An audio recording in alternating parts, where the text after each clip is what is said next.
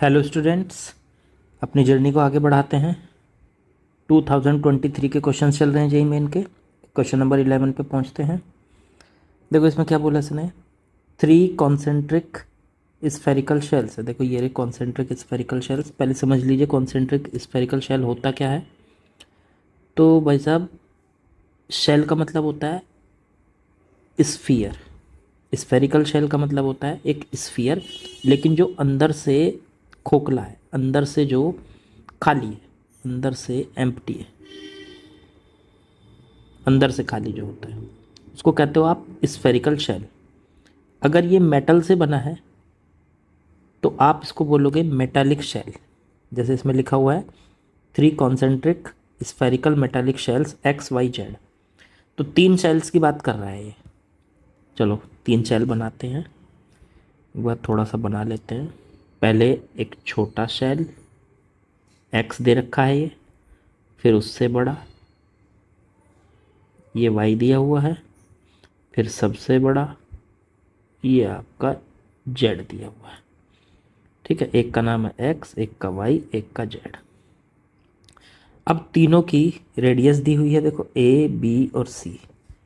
X वाले की ए है जो सबसे छोटी है, देखो यहाँ पे दिया है इसका ऑर्डर, ए सबसे छोटी है, फिर बी, फिर सी, ए के बाद फिर बी, और फिर हो गई आपकी सी। ठीक है, सबसे बड़े शेल की सी है। सबका सेंटर एक है, इसलिए इनको तीनों को क्या बोला गया, कॉन्सेंट्रिक। ये जो वर्ड लगाया है ना कॉन्सेंट्रिक, इसका मतलब समझिएगा। कॉन्सेंट्रिक का मतलब कि यहाँ पर सबका सेंटर एक है, मेटल से बने हुए हैं ये। अब इनकी चार्ज डेंसिटी दे रखी है सिग्मा। एक्स वाले की सिग्मा दी हुई है, फिर वाई वाले की माइनस सिग्मा, और फिर जेड वाले की फिर से प्लस सिग्मा। मतलब तीनों पे, सबसे अंदर वाले पे प्लस चार्ज, फिर उससे बाहर वाले पे माइनस, फिर प्लस। फिर बोला the shell x and z are at same potential. मतलब जो एक्स की सरफेस है, ये पॉइंट अलग कलर से दिखा देता हूँ, ये वाला पॉइंट जो एक्स की सरफेस है, और फिर जेड की जो सरफेस है, इनके सरफेसेस का जो पोटेंशियल है वी एक्स और वी जेड, ये आपको इक्वल दिया है। देखो यही बोला है इसने कि जेड और एक्स की जो पोटेंशियल है वो सेम पोटेंशियल है उसकी सरफेस का। If radii x and y are 2 centimetre and 3 centimetre. X और वाई की जो रेडियाई दे रखी है, रेडियस दे रखी है, वो 2 और 3 दे रखी है। एक्स और वाई की, एक्स की रेडियस तो ए की वैल्यू तो 2 सेंटीमीटर दे दी, और वाई की वैल्यू, वाई की जो रेडियस है मतलब वो बी की वैल्यू 3 सेंटीमीटर दे दी। ये कुछ इन्फॉर्मेशन जो हमको दे रखी है वो हमने लिख लिया। अब जेड वाले की रेडियस हमें कैलकुलेट करनी है। चलो एक बात बताओ, सब कुछ इसी कंडीशन से निकल के आएगा कि एक्स का पोटेंशियल और वाई का पोटेंशियल, सॉरी जेड का पोटेंशियल सेम है। मतलब ये देखो यहाँ एक्स का पोटेंशियल और जेड का पोटेंशियल सेम है। अब अगर हम एक्स पे पोटेंशियल देखें तो किस किस की वजह से होगा। एक्स वाली सरफेस पे, सर एक्स पे जो चार्ज है, एक्स वाली शेल पे जो चार्ज है उसकी वजह से होगा, फिर वाई वाली शेल पे जो चार्ज है उसकी वजह से होगा, और फिर जेड वाली जो शेल पे चार्ज है उसकी वजह से। मतलब 3 वजह से होगा इस पे एक्स। तो पहले वी एक्स को कैलकुलेट कर लेते हैं बच्चों, फिर उनको इक्वल रख लेंगे वी एक्स और वी जेड को। वी एक्स, पहले एक्स पे जो पोटेंशियल निकालने जा रहा हूँ मैं, खुद एक्स की सरफेस पे जो चार्ज है प्लस सिग्मा, ये रहा, उसकी वजह से होगा। तो 1/4πε0, और क्यू, इस पे चार्ज मान लेते हैं Q1, अगली वाली सरफेस पे Q2, उससे अगली वाली सरफेस पे Q3। तो Q1 बटे में इसकी रेडियस हो गई A। ये हो गया देखो एक्स वाली सरफेस पर चार्ज, एक्स वाली सरफेस पर चार्ज, उसके खुद के, एक्स वाली सरफेस पर पोटेंशियल, सॉरी, उसके खुद के चार्ज की वजह से। फिर प्लस लगाएं, प्लस लगाओ 1/4π। अब इस पर जो पोटेंशियल होगा वो बाहर वाली सरफेस जो है वाई वाली, उसकी वजह से भी होगा। अब जो बाहर वाली सरफेस होती है, आपको एक बात याद रखनी है, स्फेरिकल शेल में जब हम स्फेरिकल शेल की बात करते हैं तो हमारे पास जो बाहर पोटेंशियल होता है सरफेस पर वो कितना होता है, v बराबर 1/4πε0। सरफेस पे चार्ज है मान लो q, तो q/r, r है इसकी रेडियस।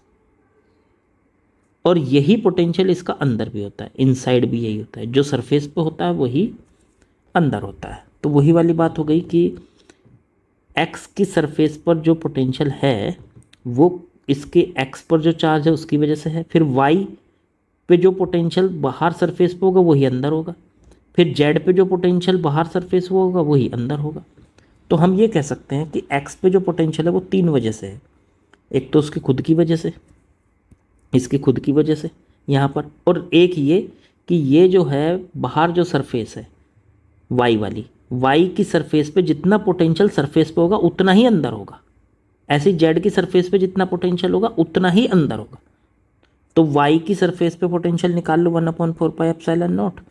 y पे चार्ज है मान लो q2, इसका जो है कलर चेंज कर देता हूँ q2, और बटे में इसका रेडियस हो गई b।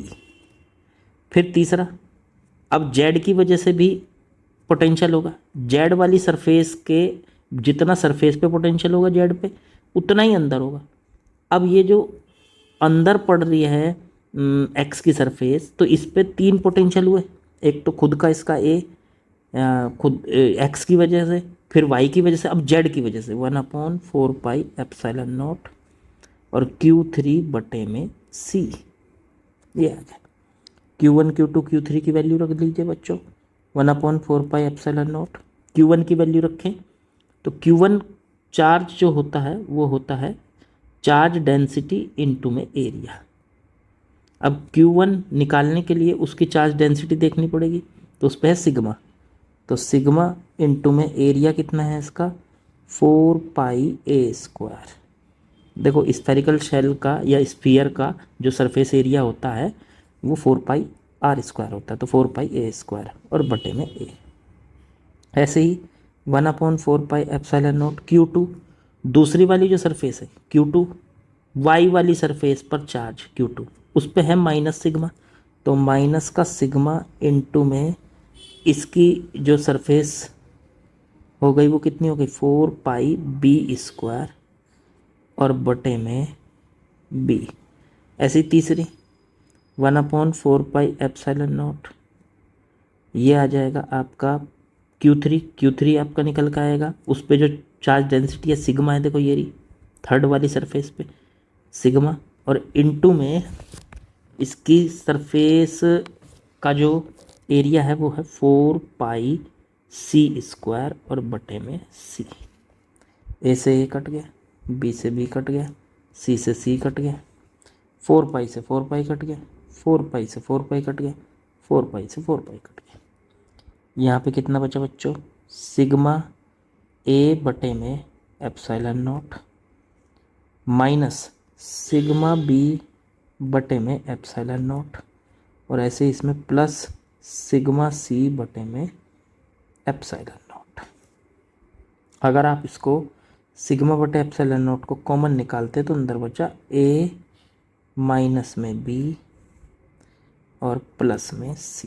चेक करो जरा, तो ये x की सरफेस पर पोटेंशियल हो गया आपका। ठीक है, थोड़ा और ऊपर चलते हैं, अब y पे निकालते हैं बच्चों। y पे निकालना था z पे सॉरी, अब z पे निकालते हैं। देखो इसको z वाली, अब देखो z जो है ये सबसे बाहर वाली सरफेस है, ये वाली, इसके किसी भी पॉइंट पे जो पोटेंशियल होगा इसमें भी ऐसे ही होगा, इसके खुद की वजह से, फिर दूसरी सरफेस अंदर वाली, और फिर तीसरी सरफेस अंदर वाली, तो तीन सरफेस की वजह से होगा इस पर भी। अब देखो z की सरफेस पे होता है 1/4πε0, पहले इसके खुद की वजह से निकालते हैं, तो खुद की सरफेस की रेडियस कितनी है इसकी c, यहाँ से यहाँ तक। चलो ठीक है, तो इसके खुद की वजह से निकालते हैं, तो इस पे चार्ज है जी कितना q3 और बटे में इसकी रेडियस c। ठीक, फिर प्लस अंदर वाली की वजह से होगा। अब देखो अंदर वाली सरफेस से, ये मान लो अंदर की सरफेस है, उससे तो ये बाहर पड़ रहा है ना पॉइंट। देखो जैसे हम किसी स्फेरिकल शेल की बात करते हैं, तो स्फेरिकल शेल के सेंटर पे या ये कह लो सरफेस पे जितना पोटेंशियल होता है उतना ही देखो अंदर होता है, लेकिन बाहर उतना नहीं होता, बाहर कम होता है। कितना? अगर आपको बाहर पोटेंशियल निकालना है आउटसाइड, तो आपको वहीं तक की डिस्टेंस रखनी पड़ेगी, ये आर, सेंटर से लेके वहीं तक की। और वो कितना होगा वी आउटसाइड? तो वो होता है 1/4πε0 क्यू, उस पे चार्ज है, Q/R। तो ऐसे ही करो। तो इस पे जो ये है, ये अंदर वाली सरफेस, जो सेकंड वाली सरफेस है अंदर की, उससे बाहर पड़ रहा है ये पॉइंट, तो हमें उसके सेंटर से और इसी पॉइंट तक की ये डिस्टेंस लेनी पड़ेगी। देखो ये वाली, मैं कलर चेंज करके दिखा देता हूँ, यहाँ से यहाँ तक की सेकंड वाली सरफेस की वजह से पूरी डिस्टेंस लेनी पड़ेगी। तो सी लेना पड़ेगा सर। हाँ, तो 1/4πε0, चार्ज है Q2 और बटे में C। बिल्कुल इसी तरह से तीसरी सबसे अंदर वाली सरफेस, ये जो सबसे अंदर है, देखो यहाँ पे ये मैं घुमा के दिखा रहा हूँ पॉइंटर, ये तीसरी जो सरफेस है इसकी, इससे भी देखो ये पॉइंट बाहर पड़ रहा है यहाँ, तो इसमें भी ये डिस्टेंस लेनी पड़ेगी सेंटर से C। तो 1/4πε0 Q3 बटे में C। चलो जी, अब इनको क्या करते हैं हम, 1/4πε0, ये Q3 नहीं, सॉरी लास्ट वाला था हमारा Q1, अंदर वाली सरफेस पे तो Q1 है ना ये। चलो इनकी Q3, Q2 और Q1 की वैल्यू रख दो। क्या होगी इसकी वैल्यू? तो Q3 सबसे बाहर वाली पे चार्ज है सिग्मा, और इसका एरिया होता है 4πc² और बटे में C। उससे अगली का 1/4πε0 Q2 की वैल्यू, तो माइनस सिग्मा और इनटू में 4πb² और बटे में C। फिर तीसरा 1/4πε0 Q1 का हो जाएगा प्लस सिग्मा इंटू 4π और b² के बाद आ गया a² और बटे में C। देखो 4π से 4π कैंसिल, एक C से C कैंसिल, 4π से 4π कैंसिल, 4π से 4π कैंसिल, सिग्मा बटे ε0 को बाहर ले लो, अंदर बचा यहाँ पे C, यहाँ पे माइनस का b² बटे C, और यहाँ पे बचा बच्चों प्लस में a² बटे C। ये आ गया आपका। अब इन्होंने दिया है कि देखो भाई VZ, Vx की वैल्यू तो पोटेंशियल की ये आई है और Vz की ये आई है, ये दोनों आपस में इक्वल है। चलो इनको आपस में इक्वल रख देते हैं, Vx बराबर Vz। तो चलो Vx की वैल्यू लिखो पहले, तो ऊपर से कितनी आई थी, ये है देखो ये वाली, सिग्मा बटे ε0 a-b प्लस C, और उधर जाएंगे तो सिग्मा बटे ε0 C-b² बटे C प्लस a² बटे C। सिग्मा बटे ε0 कट गया, a-b प्लस C बराबर C-b² बटे C प्लस a² बटे C। C से C कट गया बच्चों, ये बचा a-b बराबर, ये दोनों ऐड हो गए तो a² माइनस b² बटे में C। एलसीएम ले लिया इसका, इसकी इधर मल्टीप्लाई कर लो तो C इंटू में a-b बराबर, इधर a² माइनस b² की जगह लिख लो a-b इंटू में a प्लस b। आपको पता है कि a² माइनस b² को आप फैक्टराइज कर सकते हैं, a-b और a प्लस b, इस तरह से। तो a-b से a-b कट गया तो C बराबर आ गया a प्लस b। चेक करो जी,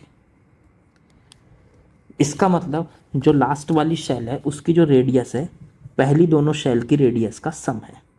अब देखो पहली दोनों शेल की रेडियस कितनी दी थी, a की वैल्यू यहाँ 2 सेंटीमीटर दी थी और b की 3 दी थी।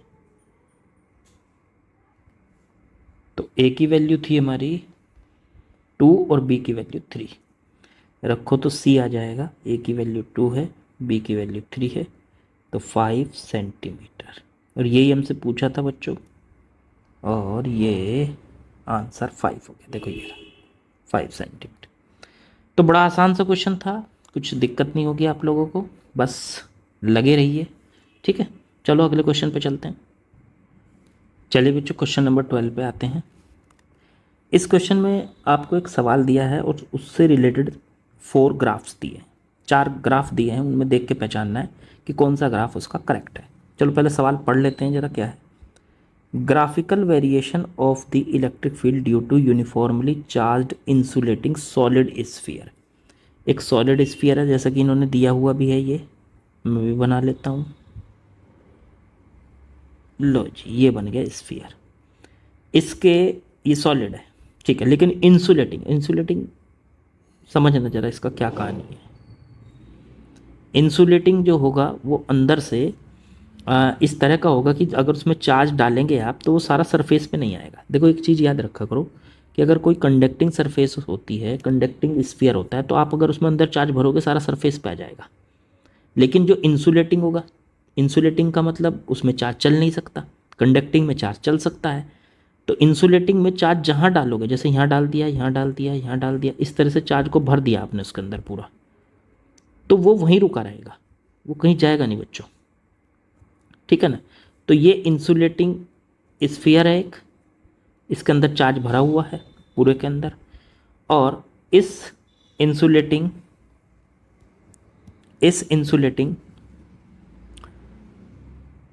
सॉलिड स्फीयर की रेडियस जो दे रखी है वो आपको आर दे रखी है। चलो ठीक है, ये हो गई इसकी रेडियस आर, ओके। फिर इसने कहा कि इसका जो इलेक्ट्रिक फील्ड का वेरिएशन है वो बताओ।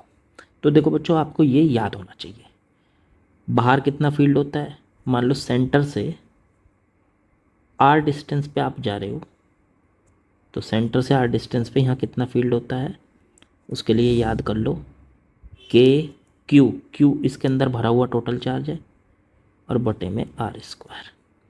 सरफेस पे कितना होता है ये भी याद होना चाहिए, ई बराबर सरफेस पे के क्यू बटे में रेडियस का स्क्वायर, और अंदर अंदर कहोगे तो ई बराबर होगा इनसाइड, इनसाइड होगा के और क्यू बटे में आर क्यूब इंटू में आर। आर क्या है, सेंटर से अंदर वाले पॉइंट तक की डिस्टेंस। इसे ऐसा आर ले लो, ये इस टाइप का आर ले लो, थोड़ा सा अलग सा रहेगा ये, तो ये आर हो गई, या चलो वही ले लो यार, यही वाला ले लो, ये आर हो गया आपका। थोड़ा साफ करके दिखा देता हूँ, आप सोचोगे नहीं तो सर ने पता नहीं क्यों लिया ये। लो जी ये आर हो गया। तो सेंटर से उस पॉइंट तक की डिस्टेंस जहाँ हमें फील्ड निकालना है, अंदर वाले पॉइंट। देखो साफ साफ नज़र आ रहा है कि बाहर वाला जो फील्ड है ये वाला, ये तो ई के ई प्रोपोर्शनल टू 1/r स्क्वायर है, और जो अंदर वाला फील्ड है ई इनसाइड, ये प्रोपोर्शनल टू आर है। तो देखो भाई ई प्रोपोर्शनल टू आर का ग्राफ तो बनता है ऐसा, अभी आपको ग्राफ बना के दिखाते हैं। ई प्रोपोर्शनल टू आर का ग्राफ तो बनता है ऐसा, ये बन गया ई प्रोपोर्शनल टू आर का ग्राफ, ठीक है। और फिर ई प्रोपोर्शनल टू 1/r स्क्वायर, इसका ग्राफ बनता है ऐसा, थोड़ा सा हाथ फिसल गया, ऐसे देखते हैं, थोड़ा सा इस टाइप का बनता है, पैराबोला टाइप बनाने की कोशिश करता हूँ अच्छा सा, ऐसा। तो ई प्रोपोर्शनल टू 1/r स्क्वायर, और ये हो गई इसकी रेडियस। 0 से r तक के बीच में इसका फील्ड बढ़ता है, इधर फील्ड है, इधर ये डिस्टेंस है r। तो 0 से r तक फील्ड लगातार बढ़ता है, सरफेस तक बढ़ता रहता है, सरफेस पे जाके मैक्सिमम हो जाता है, फिर फील्ड घटना शुरू हो जाता है। तो ई प्रोपोर्शनल टू 1/r स्क्वायर और ई प्रोपोर्शनल टू आर। ग्राफ देख लो इसमें से कौन सा आपको दिखाई दे रहा है, साफ साफ नज़र आ रहा है, फर्स्ट ऑप्शन 1, ठीक है बच्चों। तो आसान सवाल था ये, आगे बढ़ते हैं। चलिए नेक्स्ट क्वेश्चन पे आते हैं, question number 13। An electric dipole of dipole moment, किसी डाइपोल का, डाइपोल समझते हो आप, ऐसा होता है, एक चार्ज इधर, एक चार्ज इधर, ठीक है, एक चार्ज इसमें प्लस का क्यू होता है, दूसरा माइनस का क्यू होता है। इसका डाइपोल जो मोमेंट होता है पी, वो होता है इन दोनों में से एक चार्ज और इनटू इनके बीच का गैप। पहले मैं थोड़ा सा याद दिलाया आपको। अब ये जो डाइपोल मोमेंट है ये कितना दिया हुआ है, 6 इंटू 10⁻⁻6 कूलाम इंटू मीटर दिया हुआ है। Placed in a uniform electric field, इस डाइपोल को एक इलेक्ट्रिक फील्ड के अंदर रख दिया। इलेक्ट्रिक फील्ड दे रखा है 1.5 इंटू 10⁻³ न्यूटन पर कूलम। पहले पूरी इंफॉर्मेशन नोट कर लेते हैं। अब इसने कहा कि इस डाइपोल को इस तरह से रखा हुआ है कि इसका जो डाइपोल मोमेंट है इलेक्ट्रिक फील्ड के अलोंग है। देखो डाइपोल मोमेंट क्या होता है, बेसिकली डाइपोल मोमेंट पी होता है, इसकी अपनी डायरेक्शन होती है -q से +q की तरफ, तो ये p की डायरेक्शन है। तो अब इस डाइपोल को इलेक्ट्रिक फील्ड के अंदर ऐसे रखा, देखो ऐसे, ये इलेक्ट्रिक फील्ड हो गया यूनिफॉर्म, और इसके अंदर रखा जी हमने डाइपोल, ये रखा जी डाइपोल, ठीक है। इधर माइनस का चार्ज, इधर प्लस का चार्ज, तो प्लस से माइनस की तरफ बना इसका P। अब इसका P और इलेक्ट्रिक फील्ड की जो डायरेक्शन है देखो वो एक जैसी है, और यही बोला इन्होंने यहाँ पे इस लाइन में। इन्होंने कहा कि इस डाइपोल को इस तरह रखा गया, in such a way that dipole moment is along electric field. Dipole moment की डायरेक्शन E के अलोंग है। चलो ठीक है। अब एक बात बताओ, जो डाइपोल मोमेंट P होता है और जो इलेक्ट्रिक फील्ड E होता है, इनके बीच का जो एंगल होता है उसको हम डाइपोल के और इलेक्ट्रिक फील्ड के बीच के एंगल को थीटा बोलते हैं। तो फिलहाल इलेक्ट्रिक फील्ड और P दोनों एक डायरेक्शन में है, राइट की तरफ है, E भी राइट की तरफ है, P भी राइट की तरफ है, तो थीटा इनके बीच में बनने वाला कितना हो गया, 0 डिग्री। देखो E भी इधर है और P भी इधर है, दोनों के बीच में एंगल कितना बन रहा है, 0 डिग्री।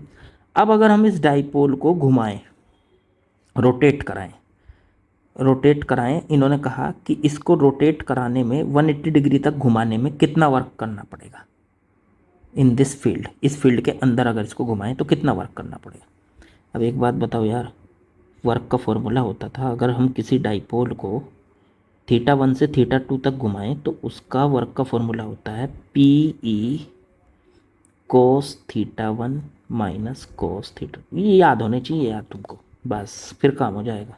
किसी भी डाइपोल को घुमाने के लिए इतना वर्क लगता है θ1 से θ2। तो θ1 का काम कौन कर रहा है यहाँ पे, 0 डिग्री। शुरुआत में तो इसका एंगल 0 है। जब आप इसको 180 डिग्री ऐसे घुमा देंगे, 180 डिग्री, तो अब देखो P इधर के बजाय इधर हो जाएगा P, और इधर है आपका इलेक्ट्रिक फील्ड E। अब दोनों के बीच में देखो कितना एंगल आ गया, 180। तो θ2 का काम कौन कर रहा है, ये 180।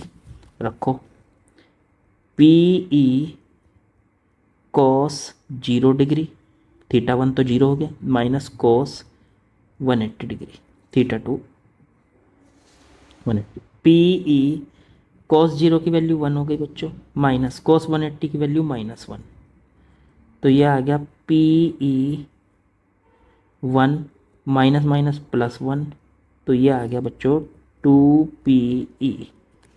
चलो 2PE को सॉल्व कर लो, तो वर्क आ गया 2, P की वैल्यू देखो ऊपर दी थी 6 इंटू 10⁻⁻6, और E दे रखा है 1.5 इंटू 10⁻3।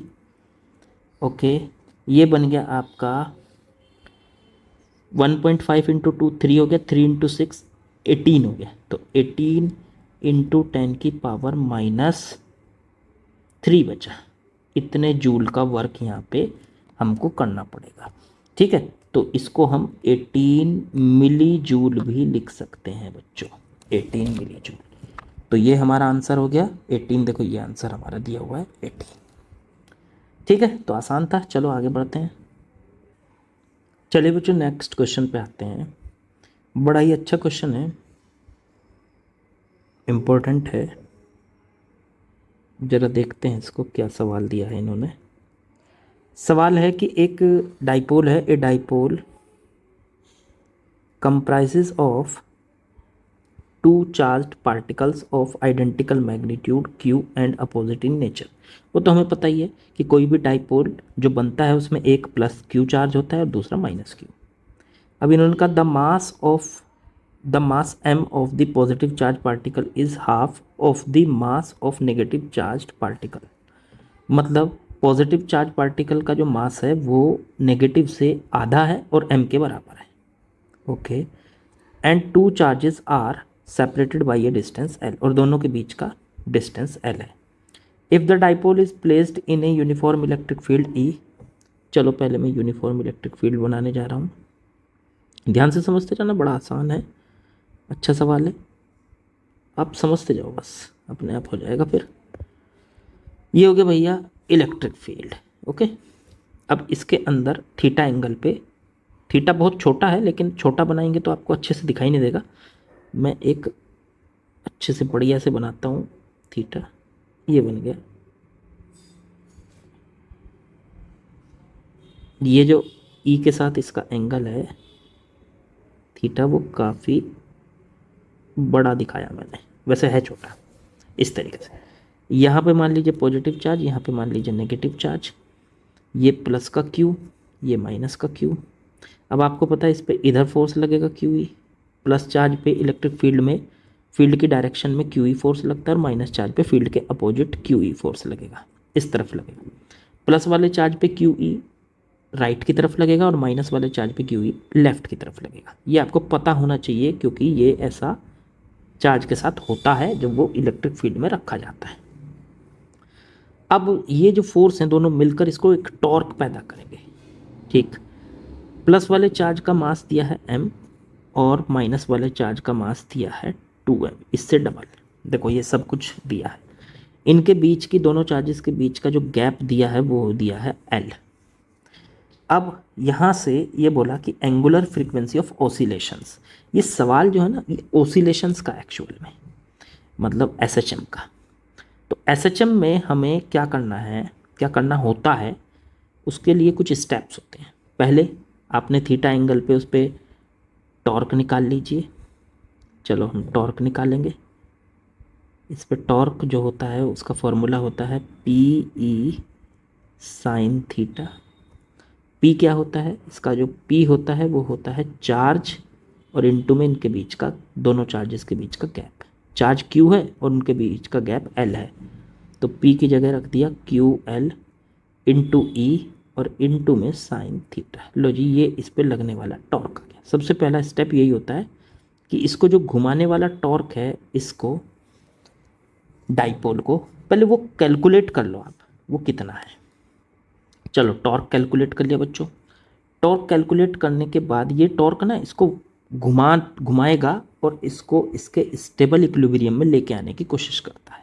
घुमा के इसको सीधा, इसको घुमा के ये जो हमारे पास डाइपोल है इसको घुमा के सीधा करने की कोशिश करता है। चलो ठीक है, टॉर्क आ गया। टॉर्क निकालने के बाद हमको इसका अल्फ़ा कैलकुलेट करना पड़ेगा बच्चों। अल्फ़ा इसका angular acceleration, angular acceleration. Angular acceleration निकालने का फॉर्मूला होता है टॉर्क बटे में मोमेंट ऑफ इनर्शिया। तो भाई साहब टॉर्क जो है वो तो हम निकाल चुके हैं, Q L E sine theta बटे इसका मोमेंट ऑफ इनर्शिया। देखो क्या होगा, तो मोमेंट ऑफ इनर्शिया देखो, अगर हम ये देखेंगे कि ये जो है बिल्कुल बीचों बीच सेंटर के अबाउट घूमेगा इस तरह से, तो इसका जो मोमेंट ऑफ इनर्शिया बनेगा, यहाँ से मैं थोड़ा कलर चेंज करके दिखाता हूँ। पहले इस मास का मोमेंट ऑफ इनर्शिया निकालेंगे 2m का, और यहाँ से यहाँ तक की जो डिस्टेंस है ये वाली देखो, जो ये l/2 होगी। ऐसे दूसरे मास का निकालेंगे इसका, और इसकी सेंटर से जो डिस्टेंस होगी यहाँ से ये भी l/2 होगी। मोमेंट ऑफ इनर्शिया कैसे निकालते हैं, उसका मास लेते हैं तो 2m और इनटू सेंटर से उसकी डिस्टेंस, रेडियस कह लो, l/2 का स्क्वायर। ऐसी दूसरा है उसका मास m और सेंटर से उसकी डिस्टेंस l/2 का स्क्वायर। चलो इसको ज़रा सॉल्व कर लेते हैं। तो यहाँ से ये आ गया आपका Q L E sine theta और बटे में ये 2ml² बाई 2 ml² बाई मतलब 4 आ गया ये, तो 2 ml²/4 ml²/4, तो 3 ml²/4। ये जो 4 अपॉन में है ये यहाँ ऊपर चला जाएगा, तो ये आ जाएगा सॉल्व करके QLE साइन थीटा, 4 आ गया ऊपर और बटे में 3ml²। देखो एक L से एक L कट जाएगा, अल्फ़ा का वैल्यू आ गया 4QE साइन थीटा और बटे में 3ml। चेक करो। तो पहला काम तो ये था हमें कि अगर हम इसको डाइपोल को थीटा एंगल से छोड़ेंगे तो ये SHM करने लगेगा। SHM समझते हो ना, इस तरह से घूमना, जैसे ये इस तरह से छोड़ा आपने तो ये ऐसे ऐसे घूमने लगेगा, ऐसे ऐसे ऐसे ऐसे, ऊपर नीचे इस तरह से घूमने लगेगा। ऐसे ऐसे होगा, फिर ऐसे होगा, फिर वापस अपनी पोजीशन में आ जाएगा। इसको SHM बोलते हैं, SHM। ठीक, चलो हटाते हैं इसको। SHM करने लगेगा। अब वो SHM जो करेगा ये, उस SHM का टाइम पीरियड निकालने के लिए ये स्टेप्स लगाए जाते हैं। अब टाइम पीरियड क्यों निकाल रहे हैं सब? क्योंकि उसने पूछा है एंगुलर फ्रीक्वेंसी। यहाँ पे देखो, angular frequency of oscillations of the dipole. तो एंगुलर फ्रीक्वेंसी तभी आएगी जब हम टाइम पीरियड कैलकुलेट कर पाएंगे इसका। तो चलो टॉर्क निकाल लिया, टॉर्क से अगला स्टेप था हमारा अल्फ़ा निकाल लिया। अल्फ़ा पे पहुँचे तो अल्फ़ा से अब हम इसका टाइम पीरियड कैलकुलेट कर सकते हैं।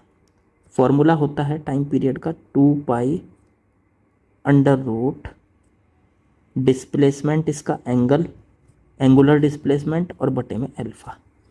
एंगुलर डिस्प्लेसमेंट है थीटा और बटे में अल्फ़ा, तो 2 अंडर रूट थीटा को जो का तू रहने दो, अल्फ़ा की वैल्यू रख दो यहाँ से निकाल के 4QE साइन थीटा, और ये 3ml जो है ये ऊपर पहुँच जाएगा 3ml। लो जी आ गया। अब देखो ये थीटा से साइन थीटा कट गया, क्यों? क्योंकि थीटा बहुत छोटा दिया है इन्होंने। थीटा जब स्मॉल होता है तो साइन थीटा और थीटा अप्रोक्स बराबर हो जाते हैं, तो साइन थीटा की वैल्यू थीटा के बराबर हो जाती है, तो इसलिए थीटा से थीटा कट गया। तो इसका जो टाइम पीरियड आया बच्चों वो आया 2 अंडर रूट में 3ml और बटे में 4QE। ठीक, अब ये तो टाइम पीरियड आया सर, लेकिन पूछा तो सवाल में एंगुलर फ्रीक्वेंसी है ना। एंगुलर फ्रीक्वेंसी होती है ओमेगा। ओमेगा बराबर होता है 2 बटे में T। ठीक, तो 2 एंगुलर फ्रीक्वेंसी होती है ओमेगा, ये होती है एंगुलर फ्रीक्वेंसी। इसे लिख लो, एंगुलर फ्रीक्वेंसी। चलो टी की वैल्यू रख दो बच्चों, 2 अंडर रूट में 3ml और बटे में 4QE। 2 से 2 कैंसिल, ओमेगा बराबर आ गया अंडर रूट में 4QE और बटे में 3ml। लो जी बच्चों, ये आ गया हमारा ओमेगा की वैल्यू। ठीक, अब आंसर चेक कर लो, 4QE बटे 3ml। देखो आंसर सी, यही हमें दिया हुआ भी है। तो आसान था सवाल। थोड़ा सा इसमें अगर किसी को समझ में ना भी आया हो अभी, क्योंकि अभी आप शायद SHM तक ना पहुँचे हो, अगर SHM किसी को आता है तो फिर तो उसको देखो प्रॉपर समझ में आ गया होगा, फिर तो कोई दिक्कत ही नहीं है। लेकिन अगर किसी को SHM अभी नहीं आता है तो डोंट वरी, आगे बढ़िए। ये थोड़ा बहुत भी समझ में आया होगा तो काफ़ी है। ठीक है, SHM में पढ़नी होंगी ये चीज़ें हमें, कि कैसे हम किसी भी सिस्टम का टाइम पीरियड निकालते हैं, कैसे उसकी एंगुलर फ्रीक्वेंसी निकालते हैं। चलो आगे बढ़ते हैं। चलिए क्वेश्चन नंबर 15 पे आते हैं बच्चों। क्वेश्चन थोड़ा सा लॉजिकल है, ध्यान से समझेंगे। एक एक स्टेटमेंट को ये देखेंगे कि वो क्या कहना चाह रहा है, क्या ये पॉसिबल है या नहीं है। इन्होंने कहा consider a group of positive charge. कुछ पॉजिटिव चार्ज का ग्रुप रखा है, इनमें से कौन से स्टेटमेंट करेक्ट है? ये जो नीचे चार ग्रुप ऑफ पॉजिटिव चार्ज में मैं 2 चार्ज ले रहा हूँ, मान लो एक प्लस का क्यू और दूसरा भी प्लस का क्यू, कुछ भी ले सकते हैं। मैंने 2 चार्ज ले लिए, एक प्लस क्यू दूसरा प्लस क्यू। नेट पोटेंशियल इनका कहीं जीरो हो सकता है? कहीं पे भी देख लो पूरे स्पेस में इनका पोटेंशियल जीरो नहीं हो सकता। वजह, क्योंकि देखो पॉजिटिव चार्ज के जो चारों तरफ का पोटेंशियल होता है, जैसे थोड़ा सा दूर गए हम यहाँ पे, ये पोटेंशियल भी पॉजिटिव होता है, पॉजिटिव चार्ज के चारों तरफ का पोटेंशियल पॉजिटिव। तो मान लो यहाँ पे प्लस का 10 वोल्ट है, तो इस वाले पॉजिटिव चार्ज से भी इतना ही दूर है, तो इसकी वजह से भी 10 वोल्ट होगा। तो 10 वोल्ट और 10 वोल्ट ऐड होके 20 वोल्ट हो गए। नेगेटिव चार्ज होता ये, तो इसका पोटेंशियल -10 वोल्ट होता और वो 0 हो सकता था। तो इस सिस्टम का नेट पोटेंशियल कभी 0 नहीं हो सकता। तो पहला स्टेटमेंट यहाँ तक बिल्कुल सही है कि net potential of system can not be 0। अच्छा, but electric field can be 0। हाँ, इलेक्ट्रिक फील्ड 0 हो सकता है। कैसे? प्लस वाला चार्ज और दूसरा भी प्लस वाला चार्ज। ये जो प्लस वाला चार्ज है पहले वाला, देखो यहाँ से, ये जो पहले वाला चार्ज है ये वाला, ये इलेक्ट्रिक फील्ड इधर लगाएगा ई, और दूसरा जो ये चार्ज है ये वाला, ये इस पे इलेक्ट्रिक फील्ड इधर लगाएगा ई। दोनों एक दूसरे को कैंसिल कर देंगे तो नेट फील्ड कितना आ जाएगा? 0। इसका मतलब साफ साफ हमें ये पता चल गया कि इलेक्ट्रिक फील्ड 0 हो सकता है प्लस चार्ज के केस में, पर इलेक्ट्रिक पोटेंशियल 0 नहीं हो सकता। तो ये पूरा स्टेटमेंट जो हमें नज़र आ रहा है ये एकदम करेक्ट नज़र आ रहा है। तो बस ऑप्शन ए ही करेक्ट हो गया, आगे पढ़ने की ज़रूरत ही नहीं। फिर भी आप आगे पढ़ना चाहते हो तो इसी तरीके से इसको सॉल्व कर सकते हो बच्चों। ठीक है, पॉजिटिव पोटेंशियल जो आगे के स्टेटमेंट है सब रॉन्ग आएंगे आपके उसमें, फर्स्ट स्टेटमेंट बिल्कुल करेक्ट आ रहा है। ठीक, चलो ठीक है।